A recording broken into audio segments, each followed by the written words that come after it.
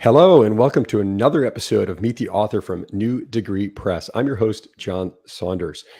This show is set up to help you understand everything there is to know about the authors that have published their books through NDP. NDP is a part of Manuscripts, Inc. This enterprise has now published authors on 6 continents and ranked 293 on the Inc. magazine 5,000 list last year, which is the fastest growing privately held companies in America, the top 5,000.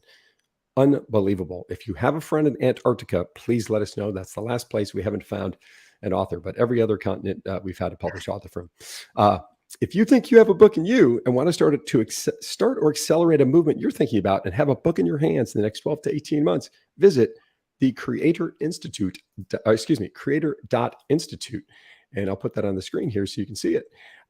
And sign up. Our next cohort starts right after Memorial Day 2022. This is a comprehensive coaching program that Jinny Uppal went through just last year that will take you from idea to having a published book available wherever you buy books online.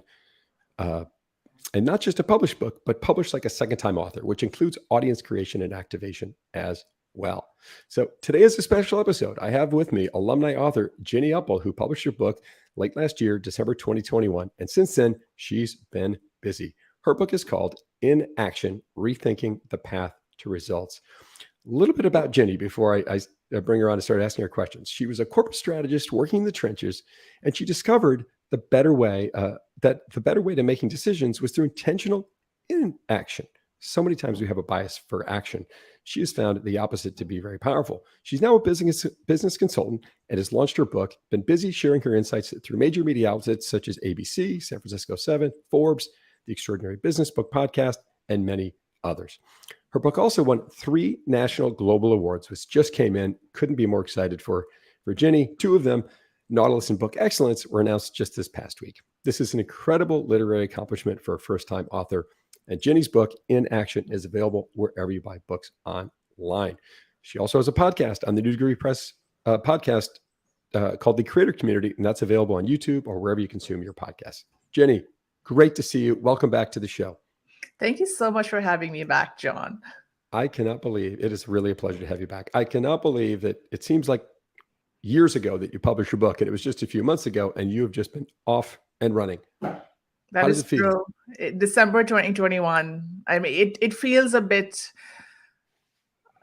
like you're right. It feels like it's been a long time. And at the same time, some days it feels very surreal. So I go back and forth between, of course, I'm an author. Of course, I've been there, done that. And oh my goodness, I can't believe I'm an author. But you did it. How does it, not just an author, Jinny, but now an award-winning author, 3-time award-winning author. Those are already done and in the bag, if you will. And I think a couple more pending out there that you're waiting on. But how does it feel to be an award-winning author? To tell you the truth, when I was writing the book, you are encouraged as an author to think about what is it that you want to get out of the book. Do you want to make money? Do you want to become a coach? Is it a career change? In my case, I remember reflecting that I wanted to enhance my professional profile. And more importantly, I wanted to do a very good job. I wanted to write a good book.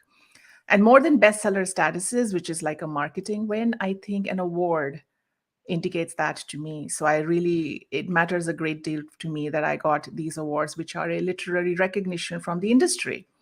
So it means a lot. And you're right, I'm very excited about the 3 awards, especially because 2 awards I'm just announcing this week. So I feel a little bit like a kid with my brand new stickers and my medals and everything. So I'm right now very excited because 2 of them just came through. There, I'm dropping them in the top right corner there. They're all on there. Nautilus, best book in self-help by Book Excellence. I mean, just an incredible set of awards you've won. And now I'll thank you for now. I think you're pushing this organization towards 36 award winners, maybe more now. I might have lost track, but So 36 award winners have published their books through this program. Yeah. If you do have questions for Jinny or comments, please, by the way, drop them in the chat. Feel free to put them in there. We'll try to address those as we go. So, Jinny, how would you say this book journey has changed your trajectory and what you've been up to? That's a good question. The book itself, the title, as you said, is Inaction, Rethinking the Path to Results. It's about decision making. It's about, people who are very ambitious and people like me, like you, And normally, if I have a goal, my intention is to go straight at it and do a whole bunch of stuff, like do, and don't stop, keep going. And I've been that person. Many of our listeners, I'm sure, have been that person or are that person now. The recognition in this book, the insight from this book, it really is, in order to get to results, you don't have to be on the do path all the time. Very often, taking a pause, momentary sometimes, is all it takes for creative ideas to come through. Now, I've had a corporate career for more than 20 years, and I've always been the tech person who is brought in from the outside to drive transformation, to drive change. So I have always been the do person. Let's just do it. So it's been an interesting reflection for me, looking back into my own career and the life I'm going to live now, to embrace more of those moments of pause, not compromising on the ambition or the goal, but just finding a better path to results. So in many ways, it's permanently changed how I approach life. I am continuing to do my consulting work, business consulting. So in many ways, my career trajectory may not change, my industry, e-commerce, retail may not change, but my approach is going to be a little different. And I feel more confident because now I've written a book about it. I've done the research, I've done the interviews. So I'm just more clear about the way I want to approach my career and life. I think that's what's so fascinating about a book is that so many people think about it as an output journey. I've got this idea and I'm going to write about it. And in fact, it's such a big research and learning and undertaking. And so many people find that they started out with one idea and through the research, through the process, through the coaching, developed a much bigger and more enriched story. And certainly the case here, as evidenced by your great sales and also these awards you won. So what do you think was a key learning for you from going through this journey about the book, Jinny? That inaction is a strategy. I would have never thought of inaction or thoughtful pause as a strategy. Usually, I and many people associate inaction as helplessness or being paralyzed into fear, but to think of that as actually a tool to add in your toolkit, I think that is the big insight, and to develop a habit and integrate into your life. That is my big learning. That's incredible. So, excuse me, so many times we see, gosh, if you're, go do something, right? We've got a problem, go deal with it. You had a story in your book about an executive that faced a really big challenge and opted to take a bit of an action and drove a markedly different outcome that might have been expected. Can you share that story? Yeah, so the book is a collection of interviews and stories. And the one you're referring to is the CEO of a medical imaging company who was informed about the death of a child on a machine made by his company. Now, this is a typical crisis moment that requires action, right? Imagine if you're the CEO, what do you have to do when you hear about something? This is once in a lifetime, like sink or swim moment. You're going to fire off from your action crisis playbook. Most companies have a playbook. Call an emergency staff meeting, issue a gag order, tell the board. What this CEO did instead is he went for a 2-hour walk. In the bigger scheme of things, 2 hours is not a lot. I won't get into the details of it, but needless to say that the final outcome was brilliant. What happened on the walk is he became conversant in his own language. He said, I want to become conversant with a once in a lifetime situation. I don't want to be forced into doing something based on advice I get from others. I want to reflect on what happens. Of course, he took a whole bunch of action. He did this, that, and the other, which was outside the playbook. He got brilliant results, like clearly amazing quality improvement programs came out of it. It was all organic. Things just happened on their own. And I thought this was a good story because this is a very typical situation where you would think immediate action is required. And he injected a short period of inaction. And creative ideas came through and he took the right action. He took inspired action and he got brilliant results. And that's the thesis of the book. This book isn't about slowing down and smelling the roses, although no problem if you want to do that. This is about slowing down long enough for the right idea to come through, for inspired action to come through. And that's what most of the stories are about. Incredible. And for those who might want to hear the entire version of that story, I'm going to share in the chat here, if I could get it to go. There it is. Jinny's full episode of her podcast in last season on the creator community. If you want to hear the whole story, you can check it out there. So, Jinny, when you think about, is there an example in your own life where an action played a key role that helped you get over something or have more clear thinking around a particular challenge you were facing or goal you were after? I'll give the example of the book itself. I never meant to write a book. It was not on my list of things to do before I die, even. And in the year of 2020, my career was disrupted by the pandemic. And I had a set of goals, like I got, I'm going to do this, that, and the other. And they were well documented and all of that. And a friend of mine suggested that I write a book. And my immediate reaction was, of course not. Why on earth would I write a book? I'm not a writer. I'm not a storyteller. It's such a distraction. I have a job to find. I have, starting to work with startups. I had so many things to do. Interestingly, all the things I had listed in my goal plan for 2020, the umbrella goal that I had at that time was to diversify my sources of intellectual gratification and income. There was this phrase had come up, even though I had not written it. Needless to say, I wrote the book, and I wrote the book because I decided to pause and reflect on, why am I saying no to writing a book? Like, why am I so passionate about saying no? Why is it not simply, oh no, it's not the right time? I was like justifying and rationalizing why I'm not going to write a book. So I decided to take a step back, do some diligence and research on what does it take to write a book so that I can make an informed no. Needless to say, the research and diligence led me to New Degree Press and, Eric Custer, who's the founder of Creator Institute. And I found myself saying, of course, I want to be a part of it. Think about it, John. My original goals in 2020 were, diversifying my source of intellectual gratification. A book is a brilliant, brilliant source of fulfillment when it comes to just occupying your brain in a certain way, presenting a point of view in a certain way. The research, like you said, that goes into writing a book. It's brilliant. Now I think I'm so fortunate that I was going to say no to something because I had a plan and I reflected on that no. It became a yes, and it fits perfectly in my original set of goals. So incredible. The origin story of how you landed here and living the narrative of your book as you went through it, right, in many ways. And, can you share with our listeners a little bit about, you came into this thing with, gosh, I should write a book about this. And how did you get from sort of your broad idea down to this inaction idea? That's a good question too.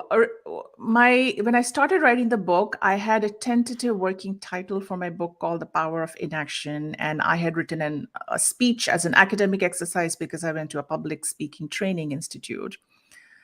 So when I started writing the book, I was going to write mostly about inaction. End of story.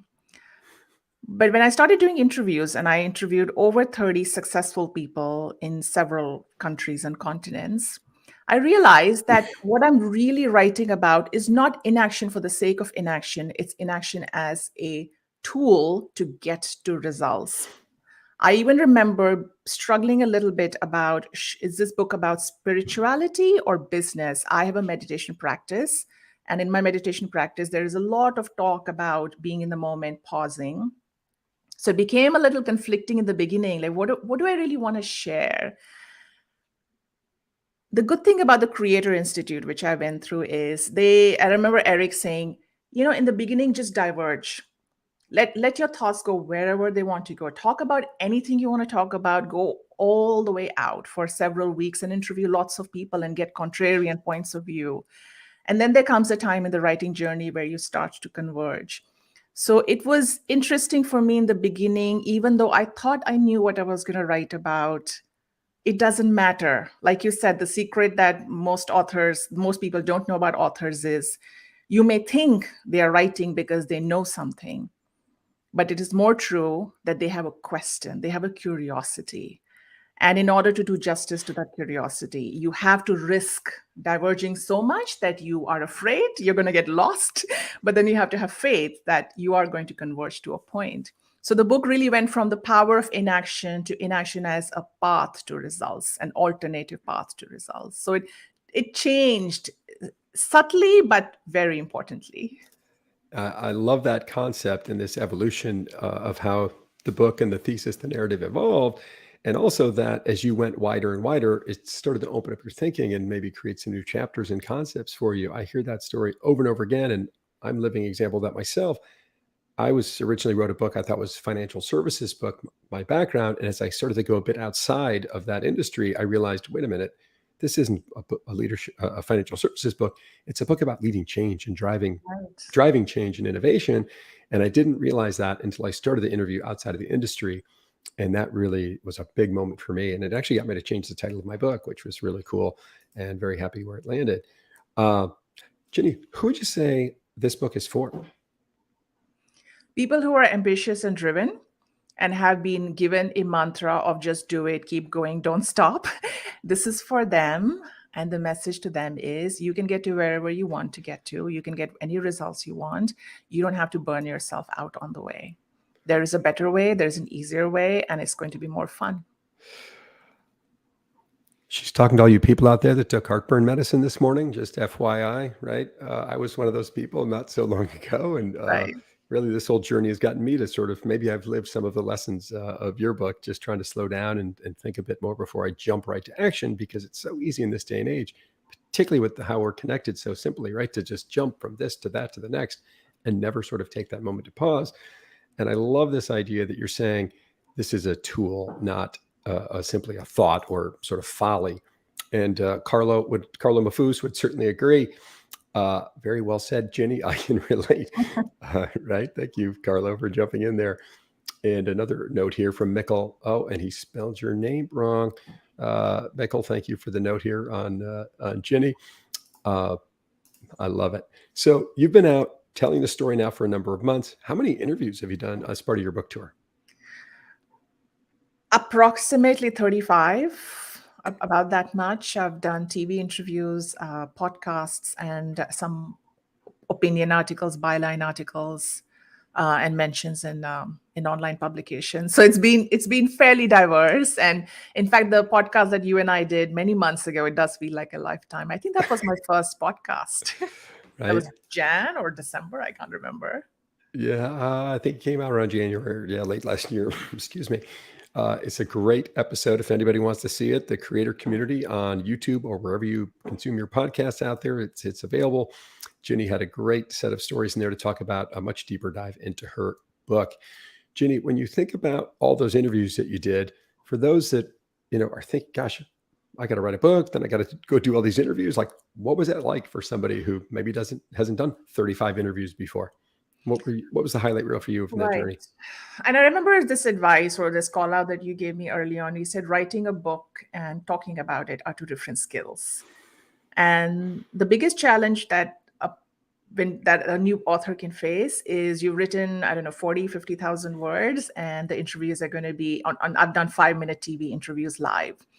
And the podcasts are no more than 35 to 40 minutes. So how do you boil the ocean and convert the message into succinct bites? It was a learning curve for me. In the beginning, I wrote down a few stories that were important for me to tell. And people love stories, right? I can academically say whatever I want, but if I tell a story like the CEO, you're going to likely remember it. So I think in the beginning, I would just write down some stories that were important for me to tell and some key messages. And at some point, I did work with a publicist. I decided to hire one because I wanted to do more of it. And I knew I didn't have the bandwidth, nor did I want to drive myself crazy trying to run the whole thing myself. And then the idea of having, 3 bullet points, that came up. And then I had some work to do to figure out what are the 3 bullet points, again, making it very relevant to the current affairs. For example, in my case, it just so happened that the Great Resignation was becoming quite a big topic in the news cycle. And Great Resignation, many people thought it's because people are burnt out, so they wanted my opinion. So timing worked out in my case. I would say it is live and learn. A little bit of preparation is good, but I remember at some point, John, applying learnings from my book, realizing there's only so much preparation I can possibly do. I'll never be perfect. And I don't want to tire myself and kill myself preparing. So I remember at some point I was like, I've done all the preparation. I'm going to go with the flow. And I started telling my podcast hosts that, I'm going to go with the flow. We're going to have a conversation. You ask me whatever you want, and I'll just be in the moment with you. So a certain amount of preparation, and then just drop it. Just show up. Do you have any strategies you incorporate before you go on these appearances that you've done so many? There is a technique that I learned about from one of the people I interviewed, who is a Dutch entrepreneur, and he accidentally discovered before a major client pitch, he had time, he was new in the city, and he went for a walk. And of course, he not only got the deal, but he discovered that his behavior in the client pitch, when normally it would be all stressful, like as if he's making a pitch, he's got to be the best he's got. It changed. He was just relaxed. He reflected on his behavior. So to me, that became an interesting idea of taking I don't think I have an hour like he did, 10 minutes of sitting there and mind wandering, staring into empty space, not rehearsing, not reading notes. I started doing 10 minutes before every major conversation that I could find the 10 minutes. It just relaxes me, declutters your mind. So that is a technique that I use pretty much every time. So you're obviously we heard a long time practicer of meditation, which is amazing. What would you say to somebody who hasn't tried meditation yet and is contemplating the idea of letting their mind wander 10 minutes before they go into probably one of their biggest meetings of the week, month, maybe even the year? What would you tell that person to think about and how to engage in that if they don't have a meditation practice? You asked me a question of what did I learn? One of the things that had to change my mind, my own mind. I was very convinced that meditation is a good thing. And meditation is an antidote to mind wandering, which is a bad thing because mind wandering means you're distracted and you're not really in the moment. And that's what a good meditation teacher will tell you. You should meditate because otherwise your mind wanders, and that's not a good thing. I came across neuroscience research that mind wandering has value when it's you doing mind wandering, not spontaneous mind wandering, that there is actually some benefit to your brain getting a break from engagement to let it sort out a problem that you might be solving. People like Archimedes, there's a story about how he had an aha moment where he was sitting into the bathtub. People tell me they get their best ideas in their shower. So that there is some neuroscience going on. It isn't an accident. It's designed to work that way. So to those people who are struggling with meditation, I would love everybody to meditate, but I do understand. I believe you kind of need a good teacher so that you don't freak out or you don't lose faith. It is a habit to develop over a period of time. So if you don't have that, or if it's simply not your cup of tea, then I would say practicing mind wandering is something you want to try, which is 10 minutes, half an hour, do nothing. Don't even listen to music because music is engaging your brain. It's an input your brain has to process. Stare into empty space and see what kind of ideas come up in your mind. Afterwards, you can harvest. You can think about thoughts that came up that you might want to take action on. Mind wandering as a sort of gateway to meditation. I find that really interesting, and what a great way to prepare and really just kind of let yourself relax and ease into sounds like could be very stressful moments and for many people in their lives. I heard pretty sure it was Deepak Chopra talk one time, and he said, I saw him live at a conference a few years ago, and he said to a standing room only room, by the way, and these folks had like 5 different sessions they could pick from, and his room was just absolutely packed. I believe these were super high performers at this top financial advisor conference, the top advisors in the country. And he said, everyone should meditate once a day. And he said, if you don't have time to meditate once a day, do it twice. And right. I thought that was pretty interesting advice for him to share. And here's all these super successful people in there taking his advice. I thought that was really interesting. So, Jinny, you've had this incredible journey. It's far from over. What are you up to these days? So I'm in the middle of preparing my hardcover for release. It'll come out later this year. And I am picking up momentum on my consulting work. I work with startups, so that will continue hopefully forever. The goals I had set out for myself early 2020, which is diversify, do different things instead of having one job. I have a couple of things which are all very interesting and exciting. So that's what I am going to do as of now. I'm also more trusting that life will evolve. Just as a book was a very new opportunity, which I said no to, and I said the no became a yes, and my life has changed in many ways. I am more willing to let that happen than I used to be. So, which is why I caveat what I said with, this is what I'm doing right now. 6 months, I don't know. Ask me again. It might be different. I mean, think about this story you're sharing here. It's pretty mind-blowing to hear, right? You were this hard-charging corporate person running around the tech industry and getting all these things done. And through this book journey, and you realize what has become important to you in life. And it sounds like it's created many new amazing things for you, including how you approach life every day, which is really Yeah. amazing, right? I feel like when we first met till this day, which we probably met a year, maybe ago, something like this, like, I feel like there's almost this sort of weight that's been lifted off your shoulders and going through this journey. Does that resonate with you? I would say so. It's a commitment to enjoying the journey rather than just driving the journey. Which is not to say that I'm not ambitious or that I don't have goals, but it is that the goals are there and I'm more trusting that it'll happen. And it's for me to just show up to life and go with the flow. I love that. You were going to do some kind of giveaway of your book today. Is that right, Jinny? I'd love to do that. Yeah, let me drop So, our giveaway in the chat here. And you want to just share yeah, with folks what you're thinking about? I mean, it's a very simple idea. Just put in your name or somebody else. If you want to gift the book to anybody else, just put in their name and email address, and we'll do a drawing. The deadline is, I think, 22nd this Sunday. So hopefully it gives everybody enough time, and make as many entries as you want. And one person will, I'll ship them a signed copy of the book, and it's going to have, fancy stickers. It's a paperback. So within the United States, just please make your entries. And if you're outside the country, I'm happy to send you an ebook. I can't believe all those stickers you have in your book. You actually can't even put them all on there without covering up part of the title now, can you? That's right. That is incredible. And for those who maybe are just listening, it's bit.ly/giveaway by Jinny, Jinny. So go check out her page there and get signed up to get your free copy. I really can't appreciate enough that I feel like you embodied this whole journey so well, came into it, had an inkling of an idea, really embraced the process, right? There were some struggles along the way, as there are for everybody. Nothing worth it is ever easy, I think, is what a wise man once said to me, a mentor of mine. And you dove in, you embraced the journey, you embraced the struggle in some ways, and came out on the other end now with this award-winning book. Jinny, I couldn't be happier for you and so excited. And Thank you wanted to so say, much. And what I want to say to other aspiring authors is just know that you don't have to do this alone. I know I wouldn't have done this all by myself if I didn't have the support from New Degree Press and Creator Institute, and you, John. You've coached me over the last several months. So it can seem very intimidating, but of course, I've done it and many other authors have done it. And the one thing I take away from this is if I'm doing something very foreign, very new, very intimidating, I'm not going to do it alone. I'm going to get some help.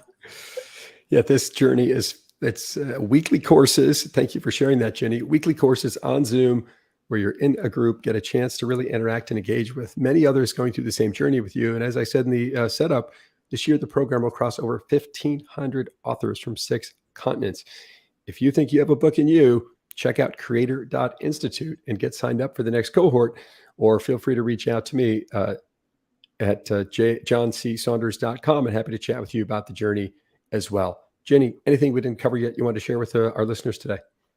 No, my message is just enjoy life, keep your goals, and just know that there are other paths to getting to your results other than just actioning all the time. And check out my book. It's available on Amazon. You can also go to my website, jinnyuppal.com, and get signed copies, or just enter the giveaway and maybe you'll win one. Incredible story, incredible journey, and couldn't be more happy about the success you've had, Jinny. It's been such a pleasure to get to have a front row seat to this journey with you. And I'm just so excited for you and what's coming up next. Thank you for jumping on the show here today. Thank you so much for having me. It was good to chat with you as always. The pleasure is all mine. Thank you for joining this episode of Meet the Author and New Degree Press. Tune in tomorrow to hear a similar conversation with new author Angela Schroeder, who just published her book, Courageous Mind. Jinny, great to see you. If you could stay on for one more minute after we hop off here.